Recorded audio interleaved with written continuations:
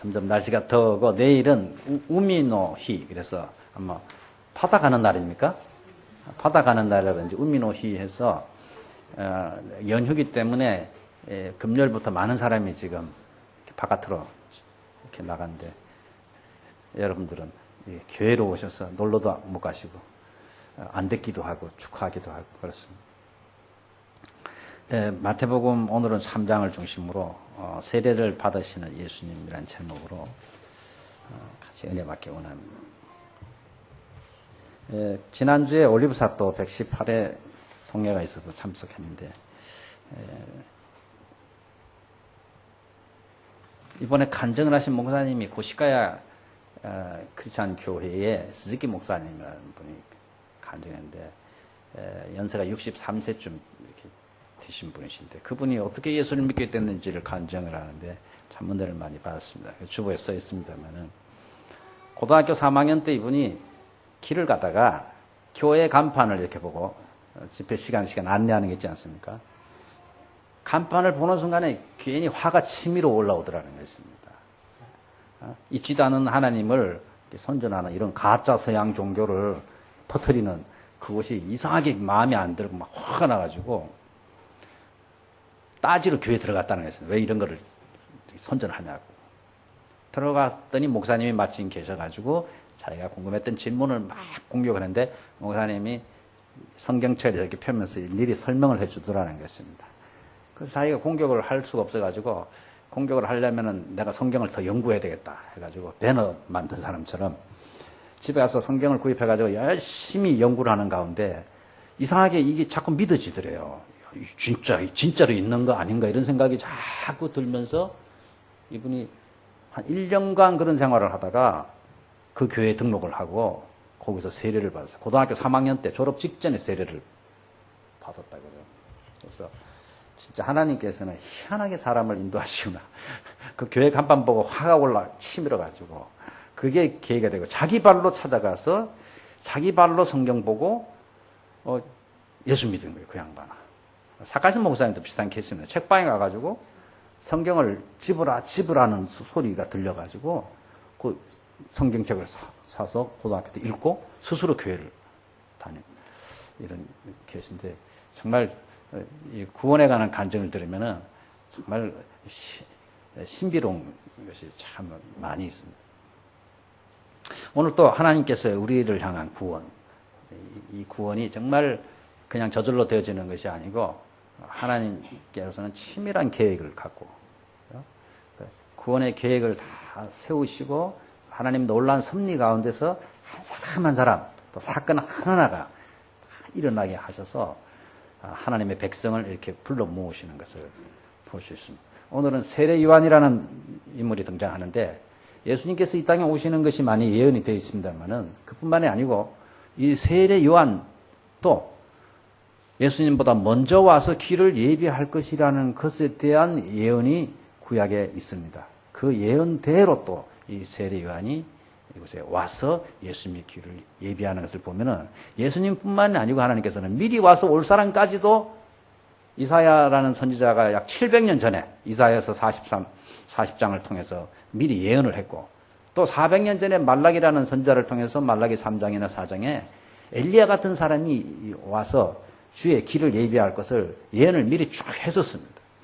오늘 본문에는 그 예언대로 드디어 세례 요한이 이곳에 와서 어떻게 예수님의 길을 준비하는지가 기록이 되어 있습니다. 이것을 보면은 하나님께서 참 우리를 구원하시기 위해서 정말 계획을 치밀하게 세우시고 예수님 이전에 오실 분까지 다 계획을 하시고 또 그분을 보내되 구약에 미리 선지자를 통해서 예언을 다 하게 하시고 그 예언대로 이 땅에 틀림없이 오게 하셔서 예수님께서 하나님께서 약속하신 메시아가 틀림없음을 한 번 더 저희들에게 확신시켜 주고 있습니다.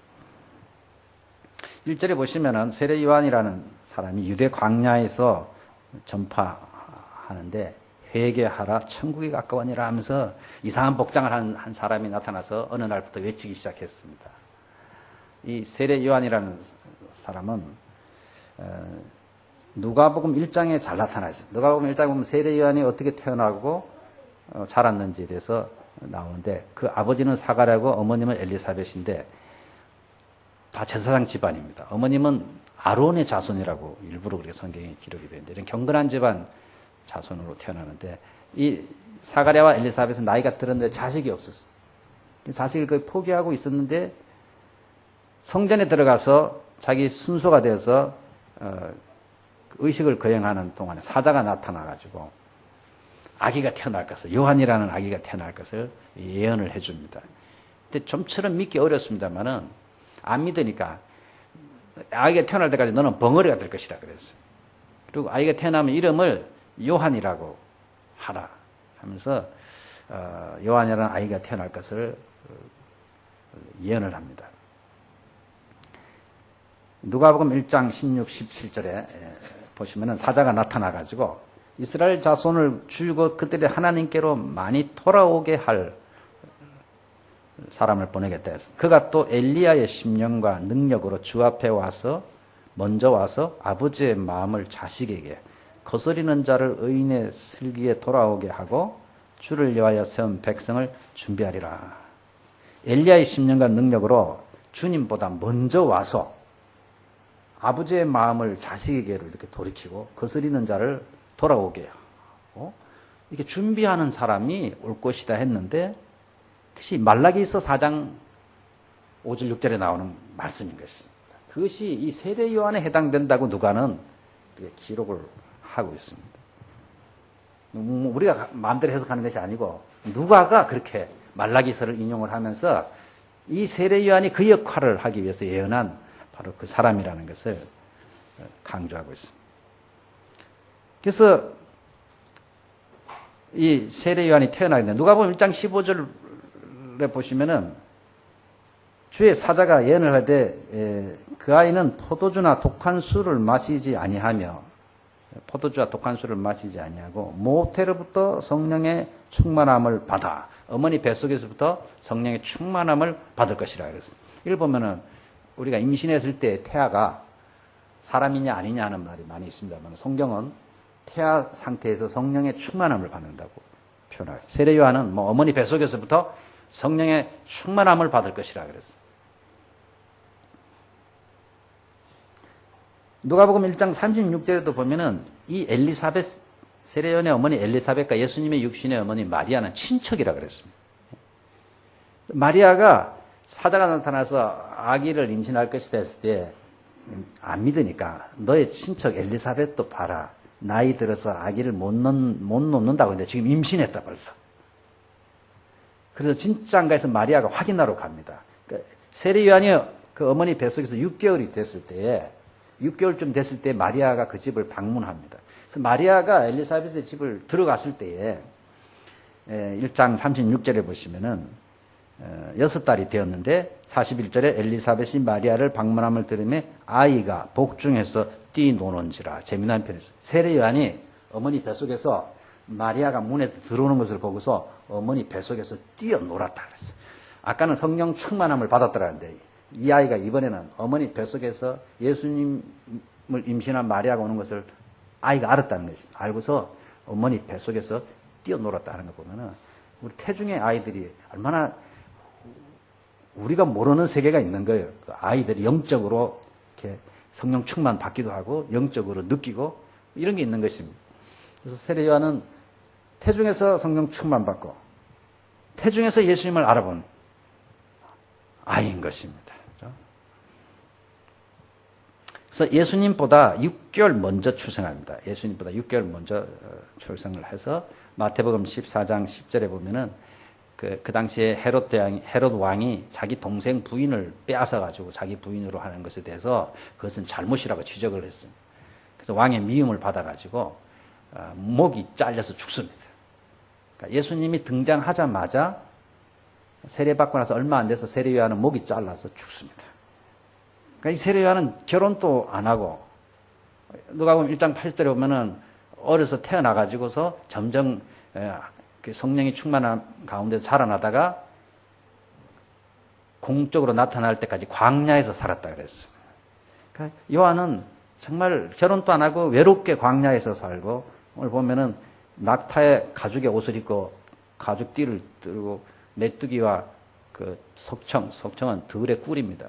이 꿀을 먹고 사는 그 특이한 삶을 살다가 30살 초반에 목이 잘려서 죽습니다.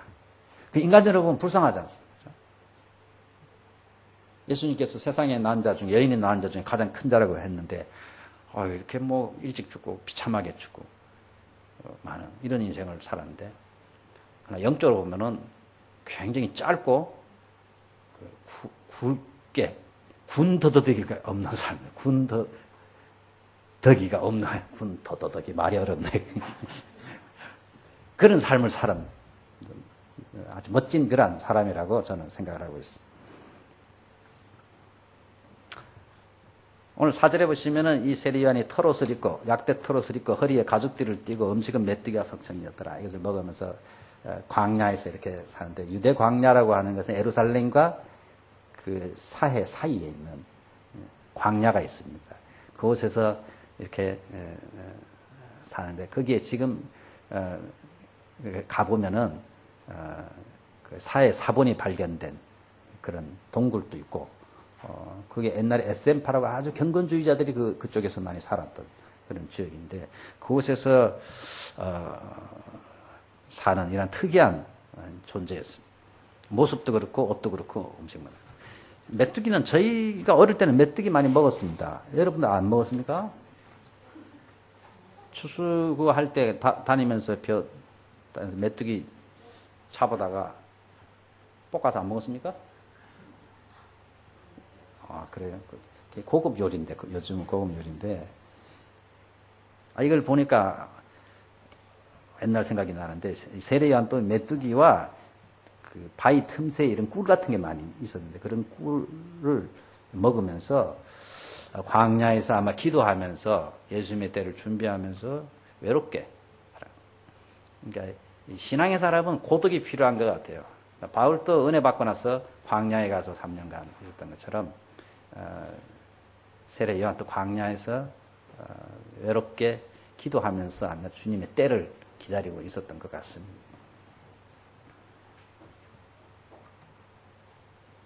그는 2절에 예수님의 오실 것을 준비하러 보냈는데, 무슨 메시지로 준비했냐? 회개하라, 천국에 가까웠느니라, 이 메시지를 증거하면서 예수님 오실 것을 준비했다 그랬습니다. 이사야서 40장 3, 4절에 보시면은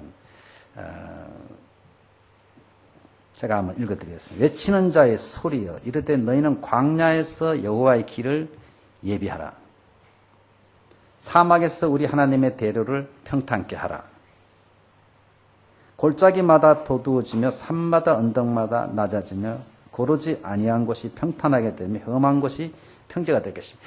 우리 3장 3절에는 좀 간단하게 요약을 해놨습니다만은, 이사야서 40장 3, 4절에는 좀 더 길게 되어 있는데, 이것이 무슨 내용이냐면은, 지금 바벨론으로 이스라엘이 포로로 붙잡혀 가는데, 우상숭배하다가 하나님의 말씀 순종 안 하다가 포로로 붙잡혀 가는데, 이제 때가 돼서 돌아오게 한다는 것입니다, 하나님께서. 그런데 바벨론과 이스라엘 사이에는 사막이 있다는 것입니다.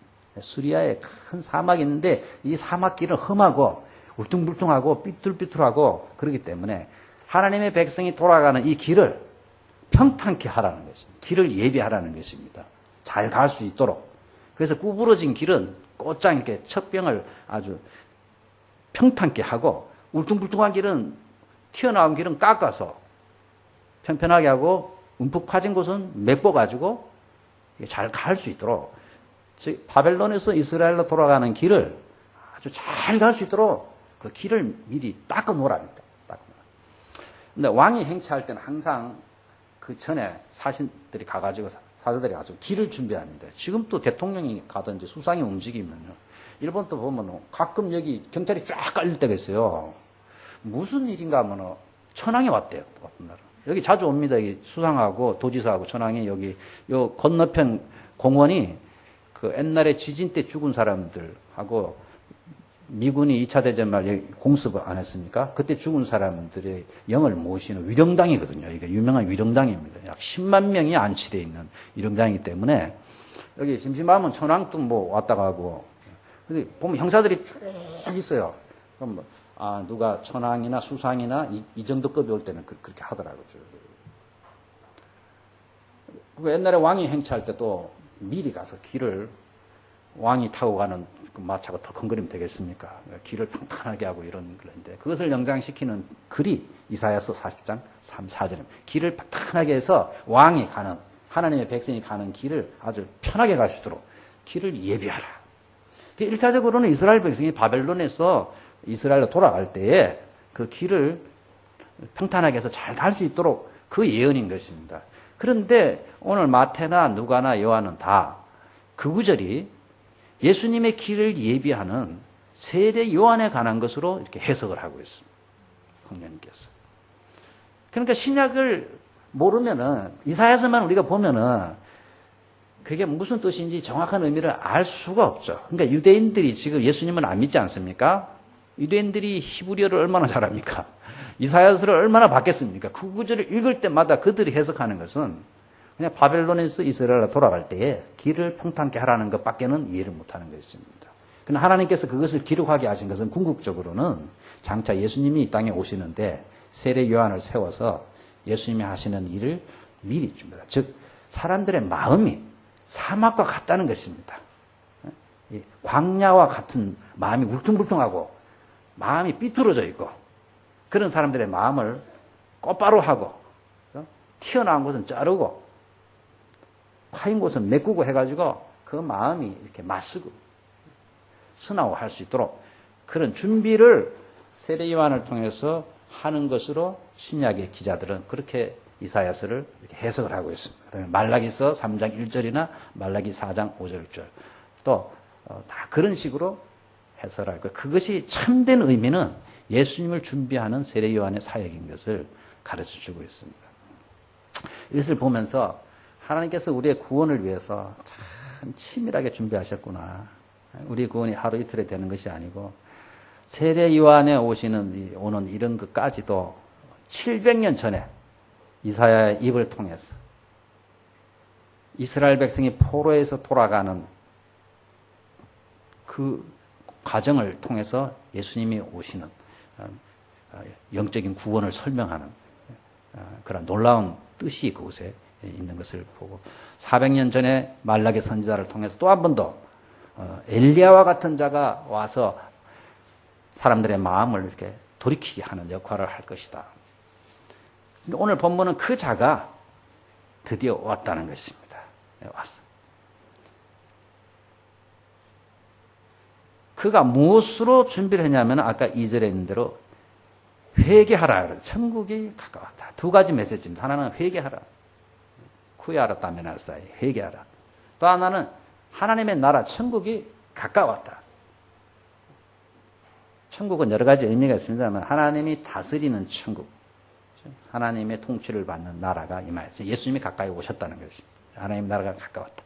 또 종말론적으로 보면은 마지막 하나님의 심판이 가까웠다. 심판 이야기가 계속 나옵니다. 그죠? 회개하지 아니하면 하나님께서 불세례를 받게 하겠다. 쭉정이는 꺼지지 않는 불에 태우리라. 또 열매 맺지 않는 나무는 찍어서 불에 던지우리라 하면서 회개의 메시지를 전하고 또 심판의 날이 가까웠음을 하나님의 다스리는 천국이 가까웠음을 그가 증거했습니다. 세례 요한은 듣기 좋은 말로 설교하지 아니했습니다. 예수님이 오시는 것을 준비하는데 그저 듣기 좋은 말로 하지 아니했습니다. 그 당시 사람들이 다 형식주의고 마음이 하나님의 말씀으로부터 떠나 있었기 때문에 세례 요한은 아주 강하게 회개를 외쳤습니다. 기독교에서 회개라는 말을 자주 씁니다만 회개는 뉘우침하고는 다르지 않습니다. 진정한 회개는 오늘 8절에 있는 대로 회개에 합당한 열매를 맺고 그렇습니다. 회개를 했으면 열매가 있어요. 열매가. 그래서 많은 사람들이 나와서 걱정이 됐습니다. 누가복음 3장 10절 14절에 이 부분이 더 자세하게 기록이 되어 있는데 누가복음 3장 10절 이하에 보시면은 그러면 합당한 열매를 맺기 위해서 어떻게 하는 것이 그런 회개입니까? 하고 물었습니다. 물었을 때에 세례 요한이 이렇게 말해서 옷이 두 벌 있는 자는 옷 없는 자에게 나눠줄 것이요 먹을 것이 있는 자도 그렇게 할 것이니라.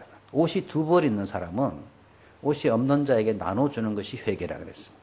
입으로 하나님 잘못했습니다 하는 게 회개가 아니고, 옷이 두 벌 있는데 옷이 없어서 입지도 못하는 사람이 분명히 있는 것을 알면은 나눠주라. 그것이 합당한 회개의 열매라고 이렇게 말을 했습니다. 또 먹을 것이 없는 자에게 있는데 내가 먹을 것이 있다면은 나누어 주는 것이, 그것이 회개에 합당한 열매라고 세례요한은 가르쳤습니다. 그랬더니 세리들이 옆에 있다가, 세리들이 나쁜 일을 많이 했거든요. 세금을 걷어가지고 적당한 선에서 안 걷고 항상 사기를 쳐가지고 더 많이 걷어가지고 로마 당국에다가 일부를 바치고 나머지는 자기 주머니에다 넣는 것입니다. 그러니까 많이 거둘수록 자기에게 돌아오는 몫이 많았기 때문에 이 세리들이 아주 평판이 안 좋았습니다. 그러니까 세리들이 걱정이 됐습니다. 우리는 그러면 합당한 회개가 뭡니까? 하고 물었을 때에 예수님께서 이렇게 말씀하셨습니다. 부과된 것 외에는 거두지 말라. 법으로 딱 정해진 그 세금 외에는 공갈 쳐가지고 더 거두지 말라. 그것이 회개에 합당한 열매다. 그랬더니 군인들이 또 옆에 있다가 걱정이 됐어요. 그러면 우리는 무엇을 해야, 어떻게 해야 되겠습니까? 하고 물었더니, 사람에게 강탈하지 말며 거짓으로 고발하지 말고 받은 급료를 족한 줄로 알아. 제가 여러 사람을 만납니다만 목사님들도 마찬가지예요. 자기가 받는 급료를 만족하는 사람은 거의 없는 것 같아요. 항상 작대요. 이 당시 군인들도 급료에 아마 불만이 많아가지고 사람들을 막 겁을 줘가지고 뺏는다든지 이런 일이 많이 있었던 것 같아요. 그러니까 너희들은 그런 짓을 하지 말고 그냥 주는 대로 그것을 감사하게 받아라. 그것이 회개에 합당한 열매라고 이렇게 말했어요. 오늘 저희들도 뭐 공무원도 있고 여러 가지 직업에 종사합니다만은 회개에 합당한 열매를 맺어야 되겠죠. 그죠? 와이로라든지 받아서는 안 될 돈이라든지 거짓말해서 받는 돈이라든지 이런 것은 정말 오늘 이런 말씀에 해당된다고 생각이 됩니다만은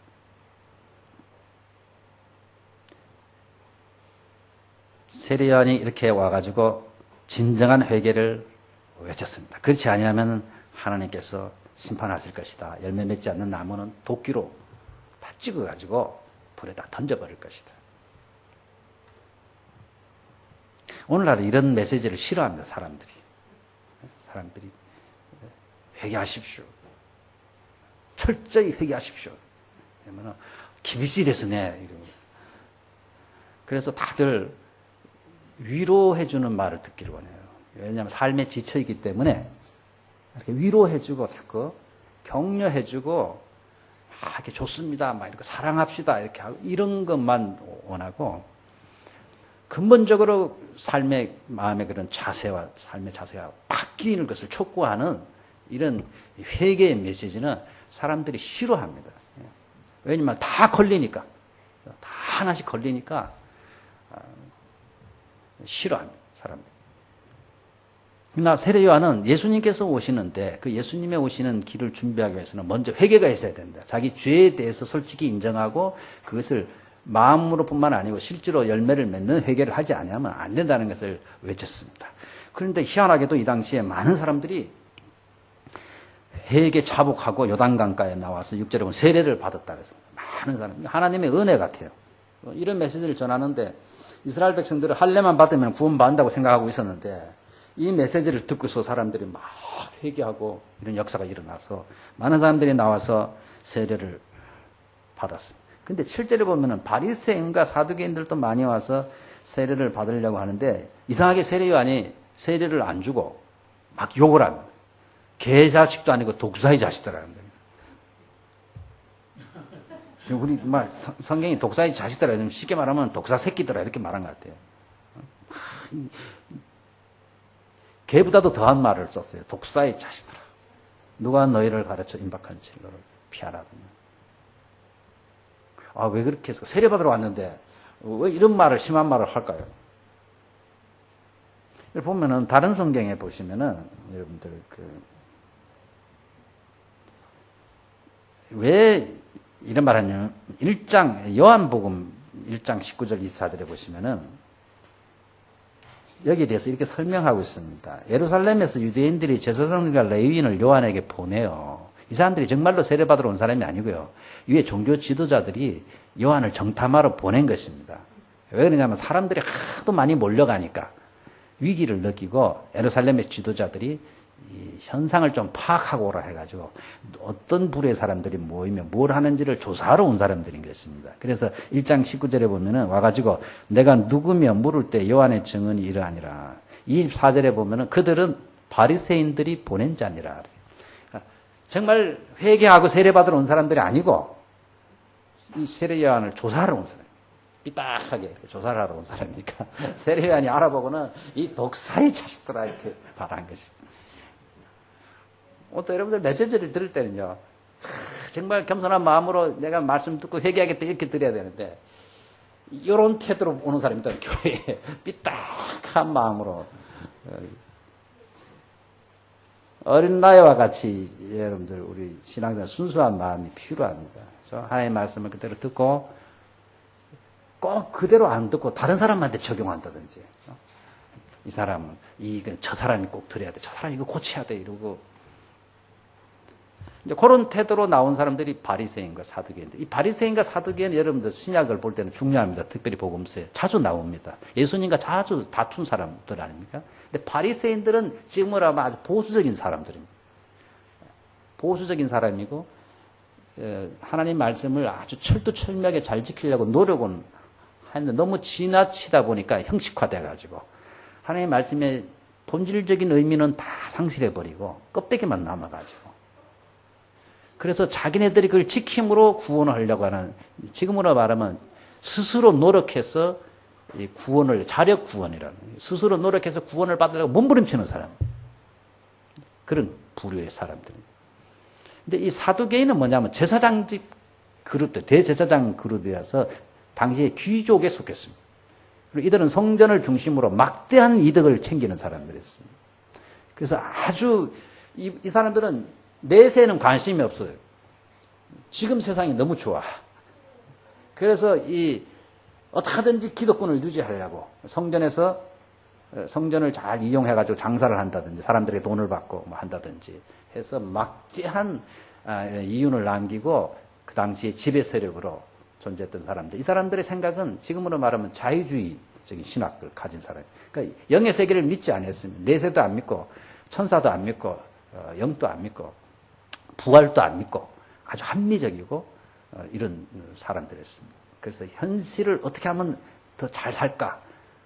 자기네들의 기득권을 어떻게 하면 유지할 수 있을까? 이런 데 혈안이 되는 사람. 근데 이 둘은 항상 싸웠어요. 근데 이 둘이 언제 하나가 되냐면은 예수님을 잡는 데는 하나가 딱 돼요. 예수님을 잡는 데는 로마와 헤로드 왕과 바리새인과 이 사두개인들이 다 한마음이 돼가지고 예수님을 잡으려고 하는 이런 그룹의 사람들. 이 사람들이 자기네들이 그 지금 기득권을 위태하게 되니까 세례 요한에게 사람들이 너무나 많은 사람들이 가서 세례를 받고 영향력을 발휘하니까 조사로 온 것입니다. 그래서 세례 요한의 것을 모를 리가 있습니까? 독사의 자식들아, 너희를 가르쳐 임박한 진노를 피하라 하더냐. 회개에 합당한 열매를 맺으라. 그들을 향해서 회개에 합당한, 입으로만 회개합니다, 회개합니다 그러는데 그렇게 하지 말고 두 벌 올 수 있으면 한 벌 논하죠. 이거는 사두개인들이 제일 듣기 싫어하는 거예요. 왜? 돈이 많으니까. 듣기 싫어하는 거지, 이런 말을. 회개에 합당한 열매를 맺으라 하면서 나무랐습니다. 그러면서 너희들이 아브라함의 자손이라고 생각지 말라. 이스라엘 백성들은 속으로 늘 우리는 아브라함의 자손이고 할례를 받았기 때문에 우리는 다 하나님의 특별한 백성이다. 이런 생각이 있었습니다. 그러나 세례 요한은 하나님은 이 돌들로도 능히 아브라함의 자손이 되게 하실 수 있다. 너희들이 진심으로 회개하지 아니하면은 아무 소용이 없다. 그랬습니다. 진심으로 회개의 열매를 맺지 아니하면은 아무 소용이 없다. 오늘 우리가 뭐 교회를 오래 다니는 게 중요합니까? 뭐 목사라는 직책이 중요합니까? 장로라는 직책이 중요합니까? 그렇지 않습니다.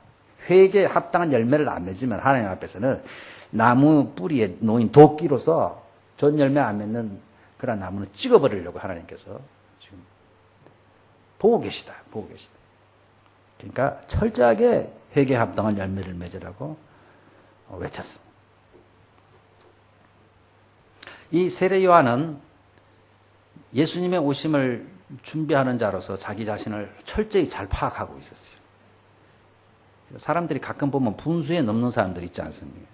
자기가 해야 될 일, 자기의 역할, 임무, 그 분수를 모르고서 그것을 너무 넘쳐버리면은 여러 가지 문제가 생기는 것입니다. 세례 요한은 정말 자기가 무슨 일을 하러 왔는지 정확하게 알고 있었습니다. 자기는 예수님의 길을 예비하러 이 땅에 온 자라는 것을 확신하고 있었습니다. 그 한 예로 요한복음 3장 26절 이하에 보시면은 요한이 세례를 주고 있는데 예수님도 세례를 줬다 해서 요단강가에서. 근데 요한의 제자들이 보니까 요한에게 오던 많은 사람들이 이제 예수님한테로 자꾸 가는 거예요. 그 제자들이 요한복음 3장 26절에 세례 요한에게 와가지고 뭐라고 말을 하냐 하면은 선생님께 세례받고 말씀을 듣던 사람들이 다 옛날에 선생님이 세례 준 예수라는 사람한테 다 갑니다.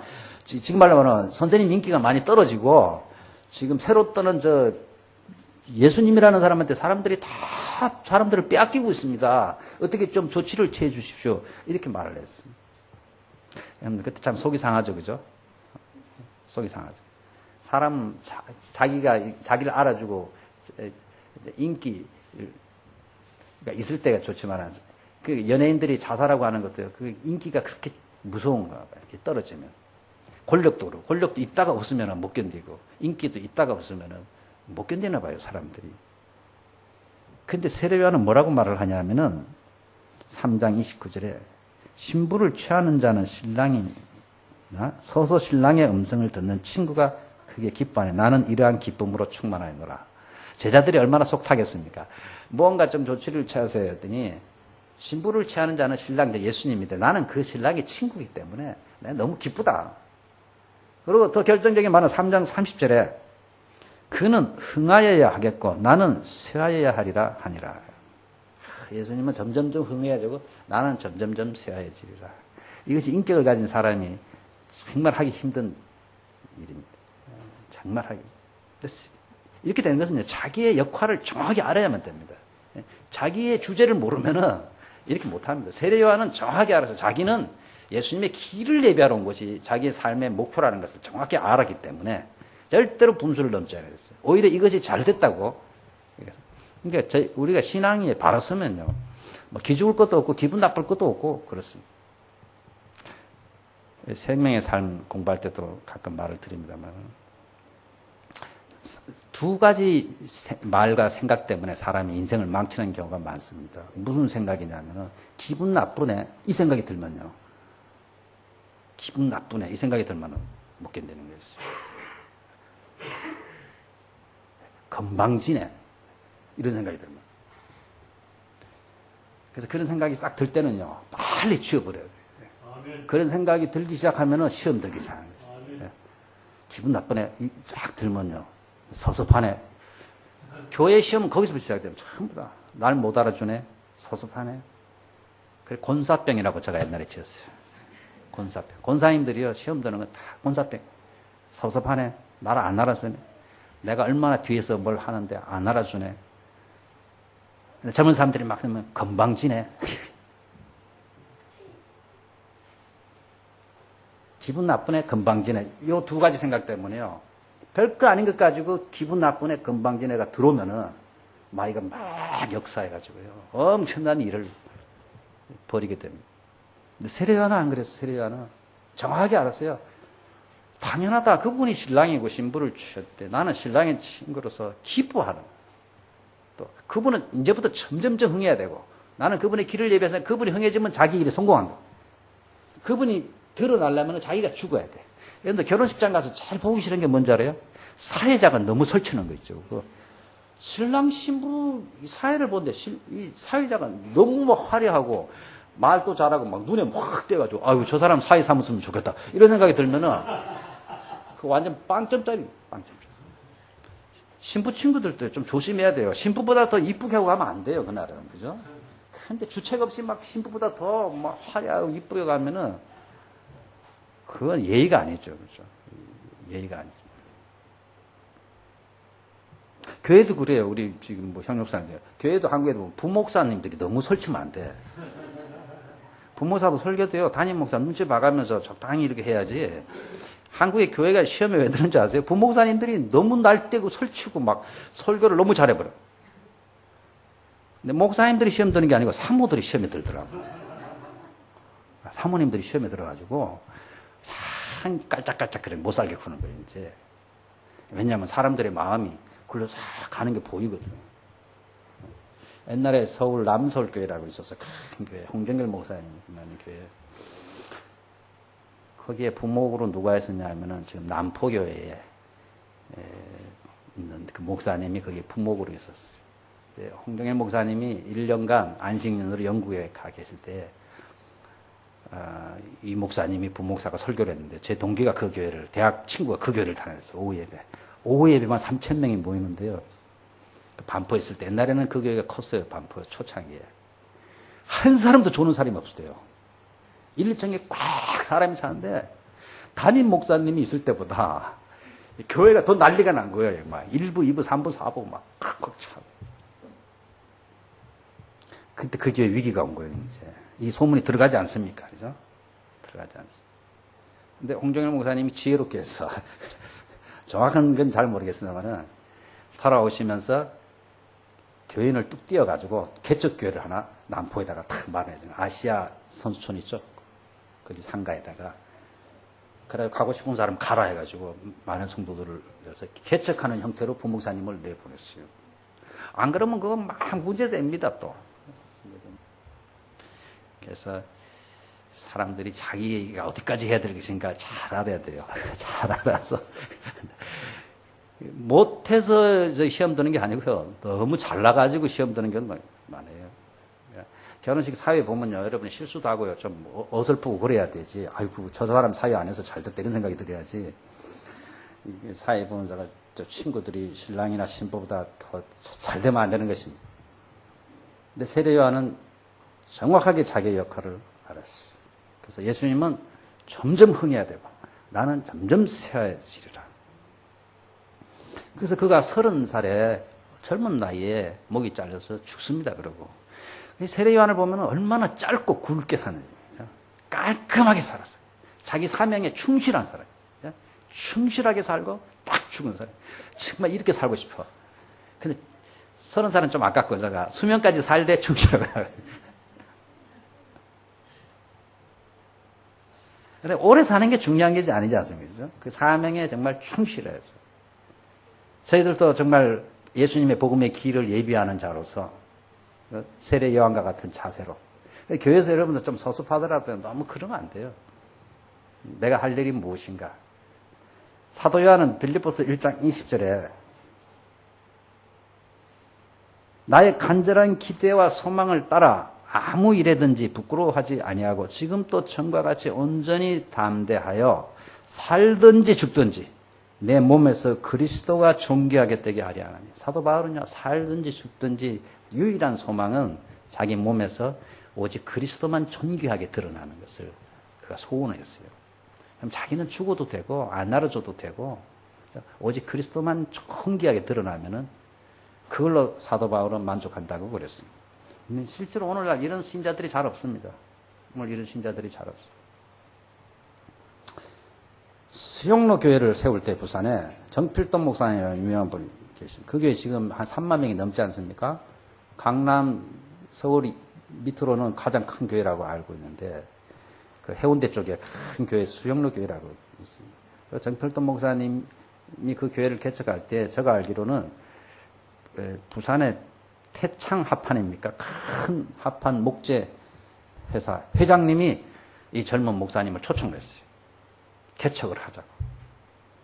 그래가지고 그 예배당을 짓기 전에 그 합판 회사 거기 강당에서 직원들 모아놓고 예배 드리고 다 했는데 교회 개척을 시작을 했는데 정필돈 목사님이 하나 조건을 내밀었어요. 그때 조건이 뭐냐면은 당신이 우리 교회에 안 오는 거다. 이걸 조건 내밀었어요. 당신이 헌금하고 다 하는데 다 하고 당신은 다른 교회 가라. 그게 좋고 그렇게 하면은 내가 이 교회 담임이 되고 안 하면 안 간다고. 그 목사님도 대단한 사람이죠. 근데 장로님이 순종한 거예요. 장로님도 멋지고 목사님도 멋져. 그러니까 안 그러면요 그 장로님의 영향력이 너무 큰 거예요. 그 교회에서 내가 이 교회를 개척했는데 뭐 내가 헌금 많이 하고 내가 사람들 다 모으고 나 때문에 다 사람들이 왔는데 해가지고 목사님이 목회를 할 수가 없는 거예요. 젊은 사람이 가가지고. 여러분들 앞으로 교회 개척하느냐면요 여러분이 힘이 많이 쏟아르면요 다 하고 조용히 우리 교회로 오세요. 다른 데 가서 그 교회를 피해 주는 게 좋아요. 근데 사람들이 그렇게 하려고 그럽니까? 내가 어떻게 해서 세운 교회인데 주도권을 잡고 막 흔들려고 그러고 영향력을 행사하려고 그러고 그러니까 사람들이 솔직히 예수님의 이름을 높이는 것보다요 자기 안 알아주면 더 섭섭해요. 예수님은 좀 안 알아줘도 별로 신경 안 써요. 솔직히 저희들이. 근데 자기를 안 알아주면은 엄청 속상해요. 엄청 속상해요. 곰곰이 생각해 보세요. 안 그런가? 제가 예수님 복음이 제대로 안 전해지고 그렇게 속상한 사람보다요. 자기 안 알아줘가지고 섭섭해 속상한 사람이 거의 99%예요. 교회 안에서. 그래서 사도 바울과 사도 세례 요한과는 너무나 다른 우리야말로 정말 회개에 합당한 열매를 맺어요. 회개에 합당한 열매를 맺어요. 세례 요한은 자기가 해야 될 일, 자기의 역할, 자기의 한계를 정확하게 알았어요. 정확하게 알고 예수님은 점점 이렇게 흥해져야 되고 자기는 점점 죽어가야 된다. 여러분이 교회에 많이 기회했으면요. 기회했으면 사람들이 자꾸 알아주잖아요. 아이고 대단합니다. 목사도 알아주고 막 이러면요. 위험하다고 알고요. 빨리 교회로 옮기세요. 교회로 옮기세요. 목사가 아무리 붙잡았대요. 교회로 옮겨야 돼요. 시험 들서 옮기지 말고요. 봉사를 많이 하고 내가 이 교회에서 너무나도 중요한 인물이 됐다. 그러면요. 조용히 떠나는 게 좋아요. 조용히 떠나는 거. 세례 요한은 그랬어요. 시험 들기 전에 예수님만 높아지고 자기는 그냥 쇠하여야 하리라.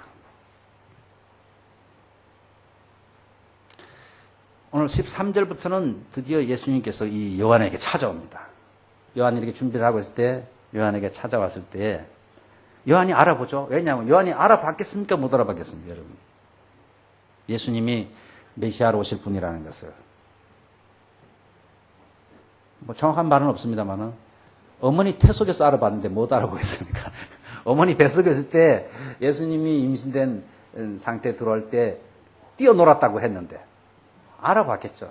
그러니까 예수님이 세례를 좀 받으러 요한에게 세례를 좀 나에게 베풀라 했을 때 아이고 무슨 말씀을 하십니까? 내가 당신에게 세례를 받아야지 내가 어떻게 당신에게 세례를 줍니까? 맞는 말이죠. 그렇죠? 어떤 분인지 아니까. 그때 예수님께서 아니다. 허락하라. 우리가 이와 같이 하여 하나님의 의를 이루는 것이 합당하다. 하나님의 의를 이룬다는 것은 하나님의 뜻을 이루는 것입니다. 하나님의 뜻은 무엇이냐 하면은 예수님께서 우리 죄인의 대표가 돼가지고 세례를 받음으로 해서 우리와 동등하게 되신 거예요. 동등하게. 죄 없으신 예수님이 세례 받을 이유가 전혀 없는데 이렇게 받으신 것은 빌립보서 2장 6절 8절에 있는 대로 종의 형체를 가지시고 오셨고 히브리서 2장 11절에 있는 대로 형제들과 같이 되셨다. 범사의 형제들과 같이 되심이 마땅하도다. 이는 하나님의 일에 자비하고 신실한 대제사장이 되어 백성의 죄를 속량하려 하심이라. 대제사장이 되어 백성의 죄를 속량하기 위해서는 범사의 형제들과 같이 되셔야 하기 때문에 예수님께서 우리의 몸을 우리와 같은 죄인의 모습이 낮아지셔서 세례를 받으신 것입니다. 요한복음 1장 29절에 보시면은 보라 세상 죄를 지고 가는 하나님의 어린 양이로다. 세상 죄를 지고 가는 어린 양으로서 죄인의 모습으로 세례를 받은 것입니다. 그렇게 함으로 해서 예수님이 우리와 동등하게 되셨습니다.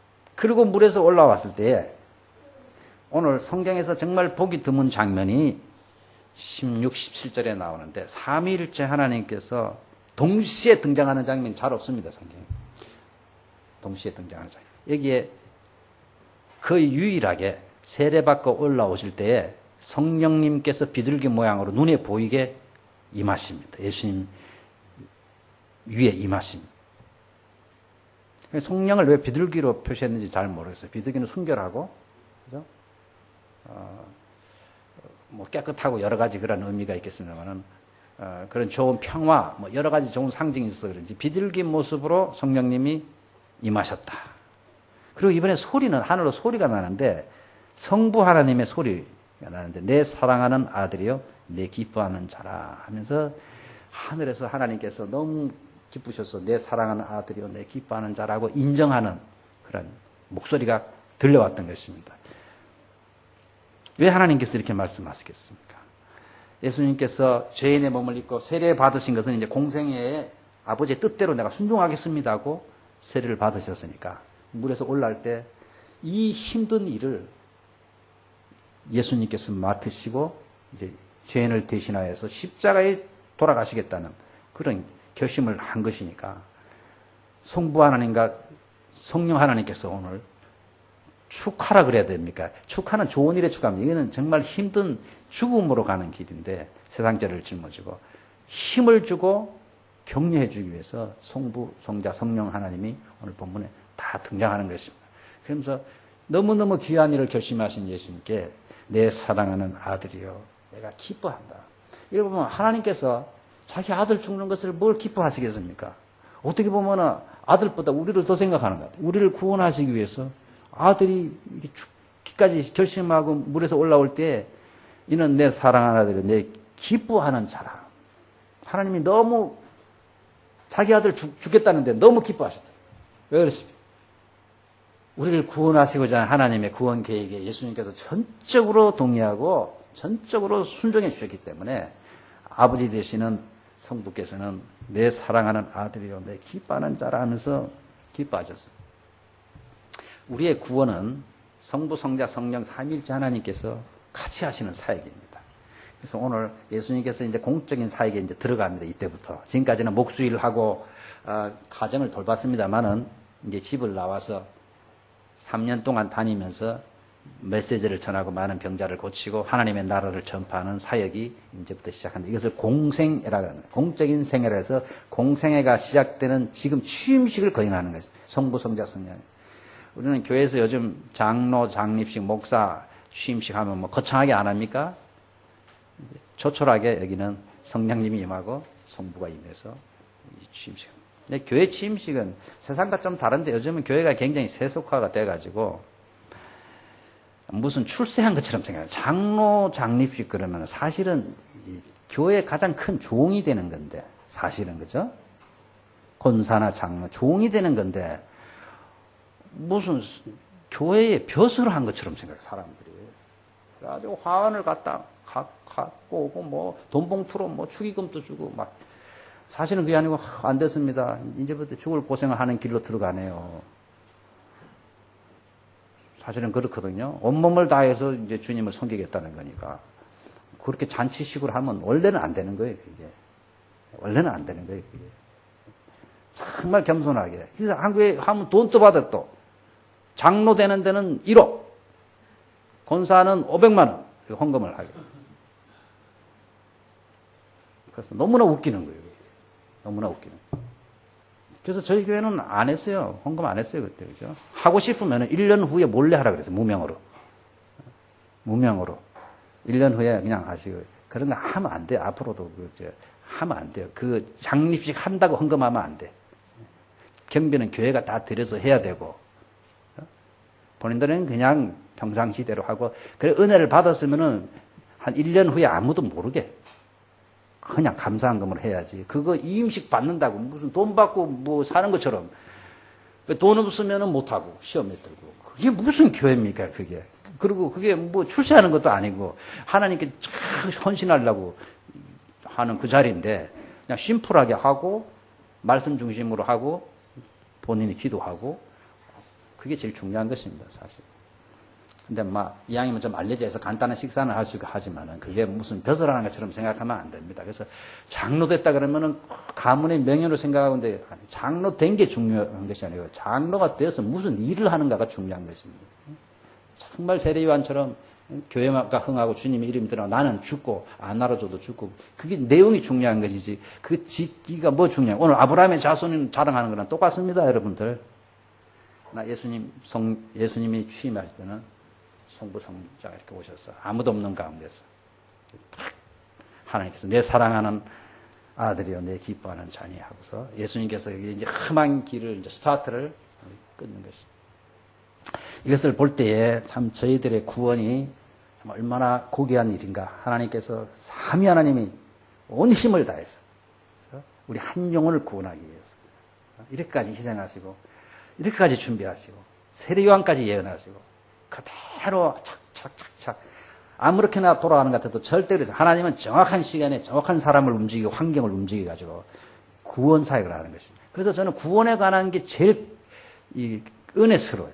구원에 관한 간증이 제일 은혜스럽고 전도할 때 그 사람이 예수님 영접할 때가 그 순간이 제가 뭐 나야가라 폭포도 봤습니다만 별로더라고 가보니까 한 사람이 예수님 믿고 눈물을 흘리고 영접할 때 그것처럼 행복한 순간이 없어요. 어떻게 보면 결혼식 순간보다 더 기뻐요. 그때는 정말 하나님이 이 못된 영혼을 이렇게 역사하셔서 이렇게 구원하시구나. 한 사람 한 사람을 하나님이 인도하는데 얼마나 놀라운 방법으로 인도하는지 모르겠어요. 우리의 구원이 얼마나 귀하고 놀라운가 여러분들 기억하시고 감사하셔야 됩니다. 구원을 감사하게 생각하시고요. 하나님께 영광 돌리는 삶을, 그 구원에 합당한 삶을 살기 위해서 저희가 힘써야 될 줄 믿습니다. 기도하겠습니다. 살아계신 하나님 아버지, 우리의 구원을 위하여서 이렇게까지도 치밀하게 준비하시고 주님이 계획하신 대로 한 영혼 한 영혼을 주여 인도해 주시니 너무나도 오묘하고도 놀랍고도 감사합니다.